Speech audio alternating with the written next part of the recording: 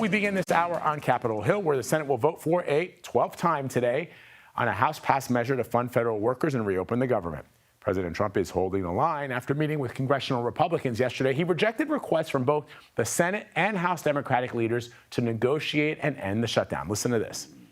I would like to meet with both of them, but I set one little caveat. I will only meet if they let the country open.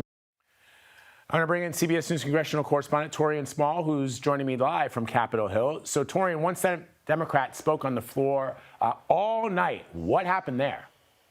Yeah, that's Jeff Merkley, the Oregon Democrat, who has been pretty much going on a tear since about 6:30 last night, protesting the Trump administration and also the fact that he hasn't been open to negotiating with Democrats when it comes to reopening the government. He's also pushing back on Trump's outsized response from ICE in Portland, Oregon, and also the measure to send in the National Guards there. But this is a part of a pattern of lawmakers on the Hill, in lieu of talking across the aisle about a resolution, taking to these very public forums like daily press conferences, like the one that Speaker Mike Johnson will hold in just moments here, and then also on the Senate floor to bash the other side for not coming to the table, Vlad.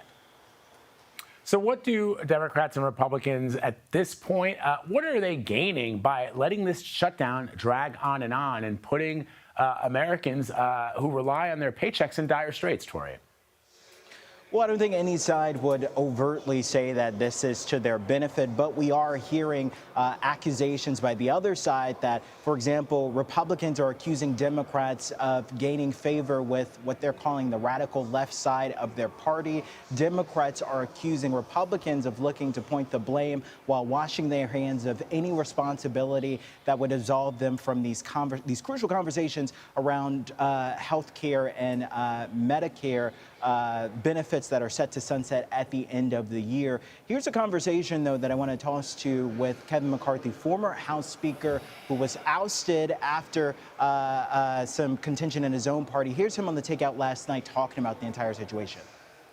We have never shut the government down over a continuing resolution, which to your viewers, which are highly educated political people, that simply means keep government exactly as it is. So there are no advantages to anybody else, but the reason why they shut down, purely political. It's kind of the reverse where Republicans were in 2013.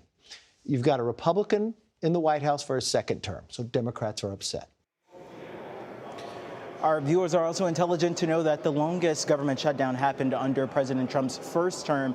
That was also dealing with government funding, and the problem there was Donald Trump at that point looked to get more out of that, not just spending levels at the same point. So McCarthy does have a point there when it comes to these continuing resolutions. They're supposed to be clean, which is why Democrats in March, Senate Democrats in March, joined with Republicans in pushing this across the finish line. The argument now is that they would lose any leverage to negotiations if they reopen the government and go along now versus later when the full appropriations bill is set to be passed.